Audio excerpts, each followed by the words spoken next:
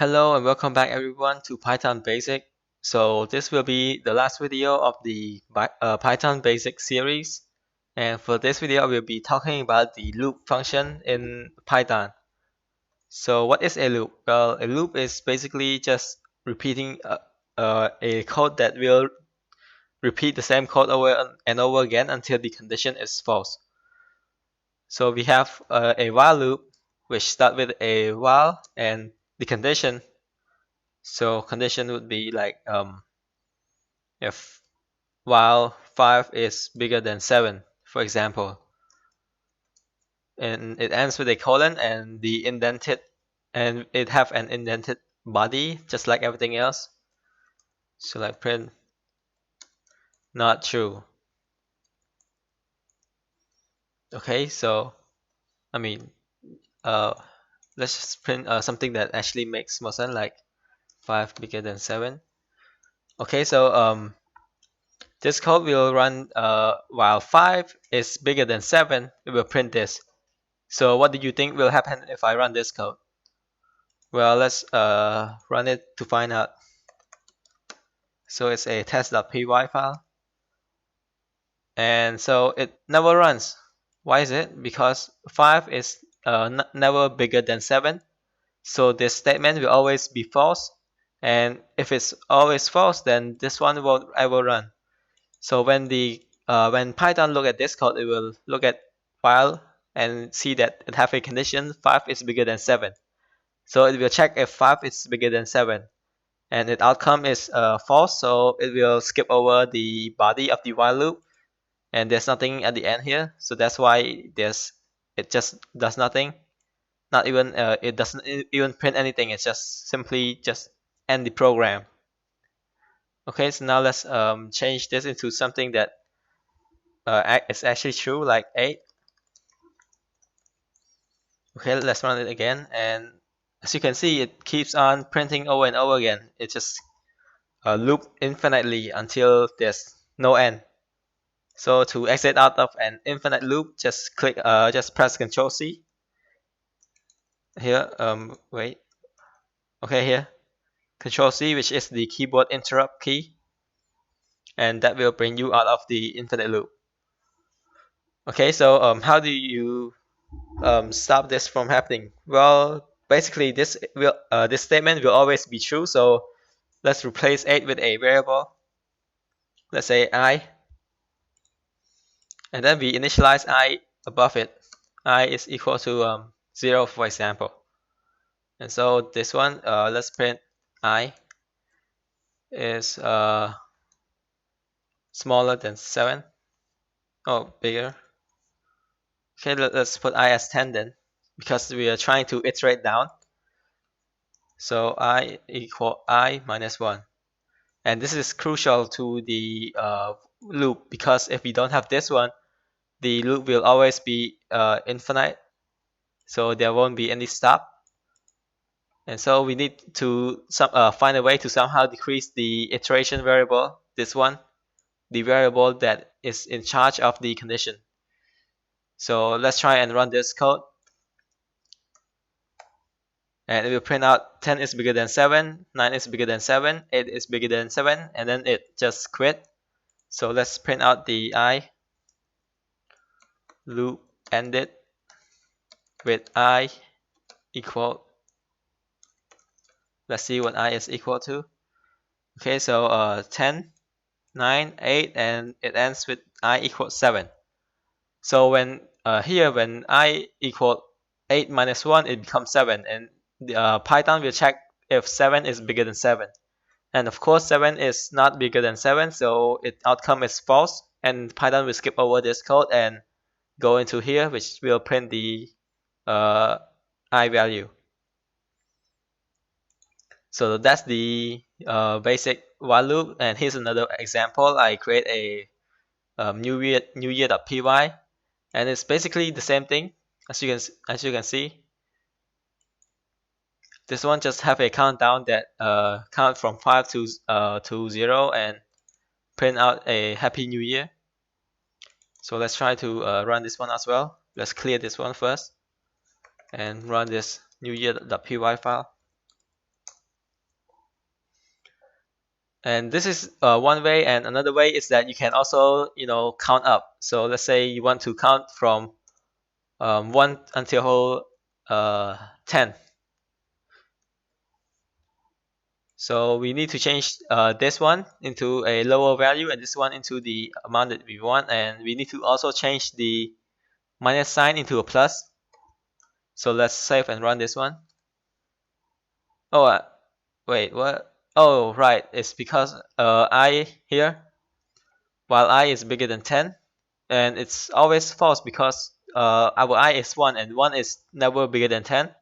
So we also need to change this comparison symbol, and we change it into here the symbol that I is lesser than 10. So let's save and run. And as you can see, it count 1, 2, 3, 4, 5, 6, 7, 8, 9, and then Happy New Year. Okay, so what if you want it to also count 10? Just put it here. If I while I is lesser than or equal to 10, and then it will also print out 10. As you can see, our 10 is here, and it still start from 1, the same thing. So that's the basic of the while loop. And another while loop that I want to talk about is the while true loop. So we have here a code that I already written, and it start with a list. So it have a name list, and there's a variable type list, and the list is empty. So there's no index here. It's just empty. And the reason for that is this append command, append code that I will input later. Okay, this is I forgot to change that one. Okay. So it start with it initialize a list called list. Is you know is it's just so that I for this demonstration only. So try not to use the word list or string as a variable name. This is just for the demonstration so that you can understand better.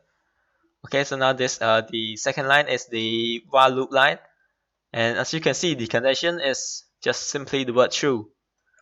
So while true is true, and the word true will always be true. There's no way that you can change the word true into false unless you actually change the code into like this. So if you don't change that, it will always be true, which means that this will always be an infinite loop. There's no way to exit it unless you use this break command, which I will get to. So now let's go step by step. We have here these Python will initialize a string and it will ask the user for input. Okay, let's try and run this one first. Let's clear it out and run the word.py file. Okay, so now it's asking me for the input, and if I check here, it is a condition. If string is equal to, ignore, then it will continue. So what does the continue do? Well, basically the continue will just simply ignore the rest of the code and go back to the start of the loop. I mean, not the start, but the top, like to the top line. So it will from here it will actually go to here and start here again. If that makes sense. So like if I type ignore here, the word ignore won't go through into this line and this line. So let's check the else if and this line first. Then we will get to the demonstration. Okay, so the else if we have here string equal exit or string equal end. We break it. Okay, so break basically exit the loop. I will show that in a second. And also we have here a list.append string. So this is another built-in function in Python, the append function. And what it does is basically just append the value here into this thing. So we have a list here and it appends the string into the list. Okay, so now outside of the loop, let's print the list. Print list, okay. Let's run it. Wait, I need to cancel this first. Okay, let's run it again. Okay, our first word, let's say I love Apple. Okay, these are the word that is not in the comparison of any of the condition. So now let's try one of the condition, which is ignore, and see what happens. I'll just type it a few times. So I have I love apple and ignore, ignore, ignore. Okay, so now let's type one of these, either string or n. And in the conditional statement, you have this or word, and or is a keyword that tells you the Python to check if this is true or this is true. So it's pretty straightforward.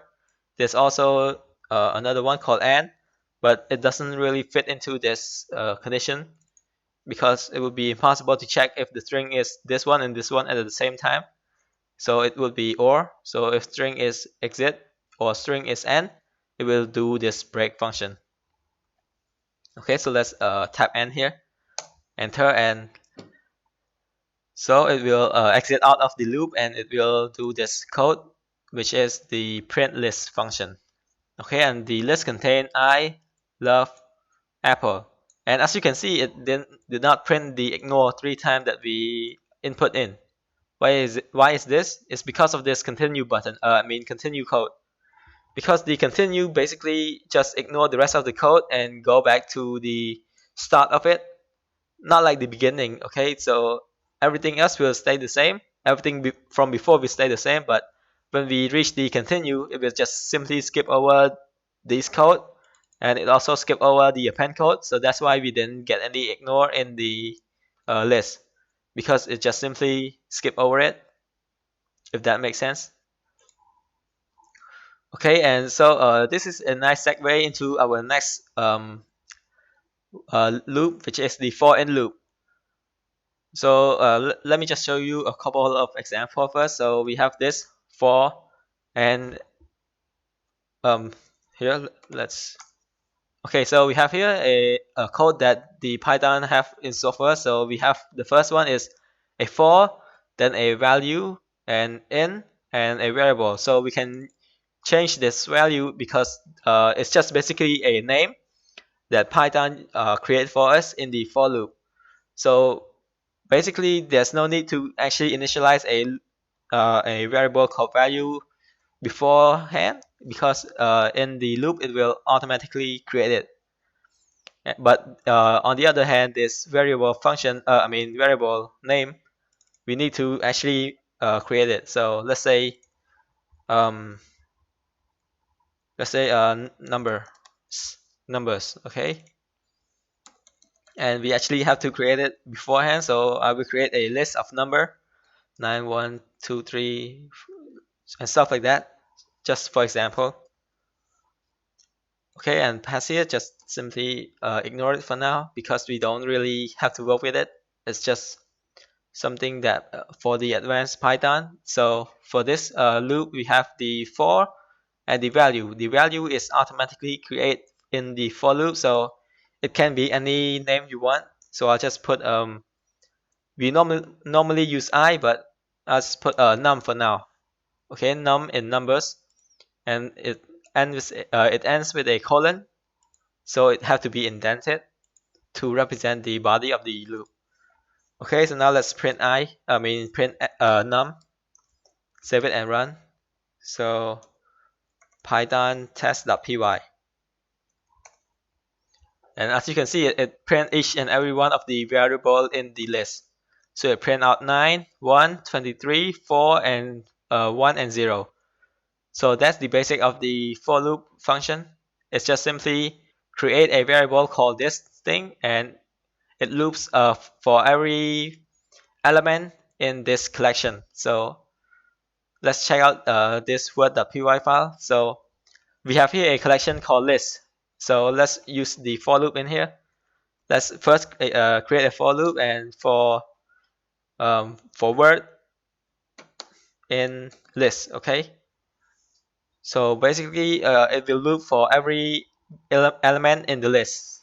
So as you see up here, we have the element I, element love, and element apple. So when we loop through the list, it will put the I into the word variable, and then for the next iteration, it will put the word love into the word variable, and then the word apple into the word variable. So let's put a colon here and start creating a so we want let's say we want to actually print this out into as a new sentence. So I will initialize a variable called sentence here. Okay, sentence equal an empty string. Okay, and in the loop I will input the word into the string one. I mean the word into the sentence one by one. So to add word into the sentence, just simply use sentence equal sentence plus word.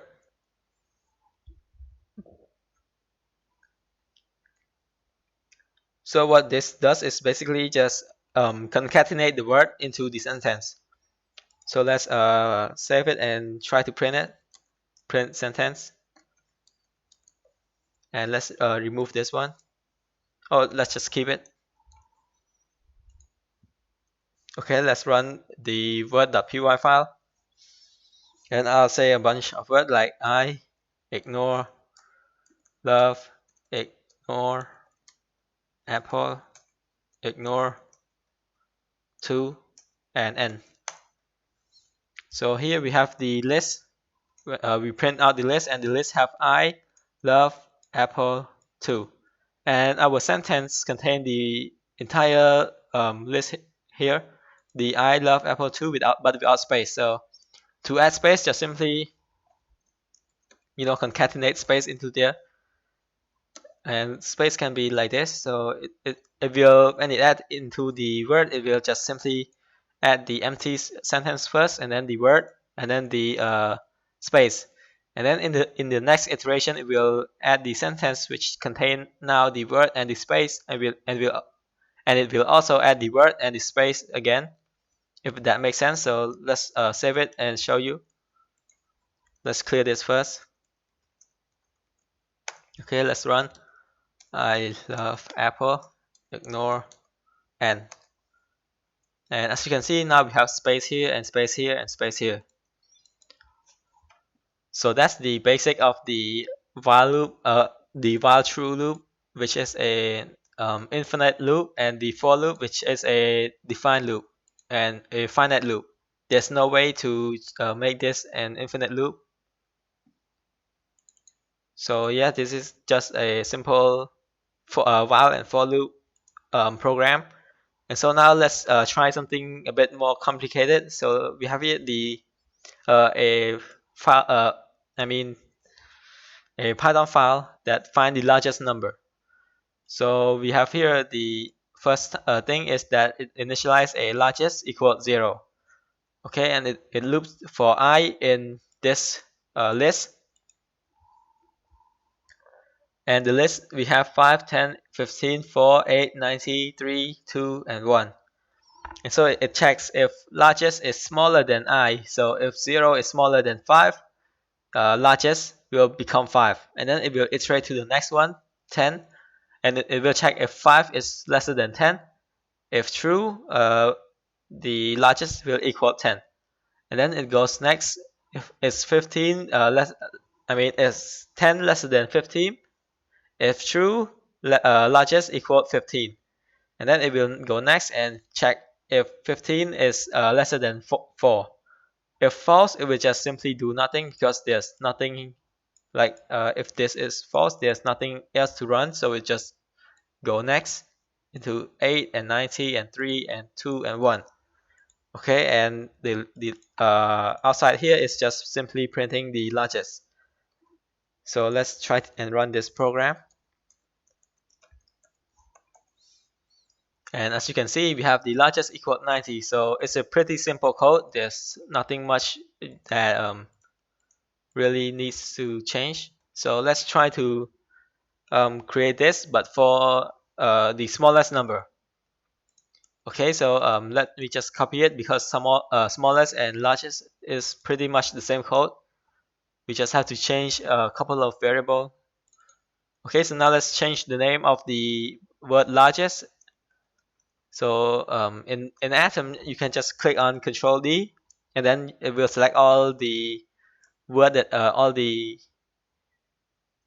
letter that you have. I mean the word that you have selected. So I have selected the longest, and when I change it, all the longest will also change. So that's one of the cool features of Atom. Of course, other text editor might have it too, but that's not the point here. Okay, so now we have here smallest equals 0, and for I in this list, if smallest is bigger than I, smallest will become I. So this will work, right? Let's check it out. So I will clear it and run it again. Smallest.py. And as you can see, the smallest is now equal to 0. But there's no 0 here in the list. So how did it get 0? Well, it's because when we initialize a variable, we need to put a number in here. So when we initialize it, I put a number 0 here. So what do we do here? Well, we can just simply, change it into like 100. Okay, and let's run it. And it will all come true for this one, the 1. But what if our code looks like this, like a bunch of really big number, and you want to find, the smallest one? How do you do it? They are all really big number, right? But one of them is have to be the smallest, right? So we need to change this into like something else. But we can't just, make it like a really big number. I mean, we can, but it's what we call a flag here. And so you need to put it into a none type. So a none is basically just nothing. It's just a none. There's nothing in here. So let's test the none type first. So we have small equal none here. And let's print out small. Okay, let's run it. Oh, sorry, that's the same program. I forgot to change the name. So python.test. Gosh, I forgot. Test.py. Okay, and it output just a word none. So there's nothing in here. So is it a string? Let's check. So let's print another one. Print type. Print type. Okay, small. Save and run. And here it says that it is a class none type. Okay, so basically the none is another variable type of its own. So it's a none type. There's no type like it, and this is a variable type also, and we have another one called true, and let's check that out too. So this one, the true uh, data is a Boolean variable type, which I will explain in a later video when we get there. So for now, just know that none type just basically have nothing in it. It's just simply none. There's a class none type here. It's just simply none. There's nothing there. So how do we work with a none type and an integer here, the number type? So we can simply just check if smallest equal none. If it is true, then we give the first index here, this one, into smallest. Okay, so smallest equal I, and then else if, because if this is true, then we don't have to check this one. So if this is true, we just have to run. We just have to skip this. But if it's false, we have to run this. So we use an else type here, else if type here. So let's save and run the smallest .py. And as you can see, this large number is the smallest out of the bunch. So that's the basic of the for loop and the while loop. You have, this one, which just simply a while loop that have an iterational variable and a condition, and we need to iterate the variable in order to prevent the loop from becoming an infinite loop. And we also have the while true loop, which just simply create a loop that will run forever unless it break, unless we have a code break here. And we also have a for value in a variable list, a loop for and a variable, a value in a variable. So it can also be a list or a string or anything, but as long as it have a collection of stuff, so it can't be number because number don't have a collection. Like here, you can see it's a number, but the actual variable type here is actually a list. If you don't believe, let's just copy and print it. Let's remove this type here. Let's print the Python type test.py. And here, as you can see, the class is actually a list and not an int or a float. So that's the basic of the Python loop. And for my next video, I will start by creating a snake game.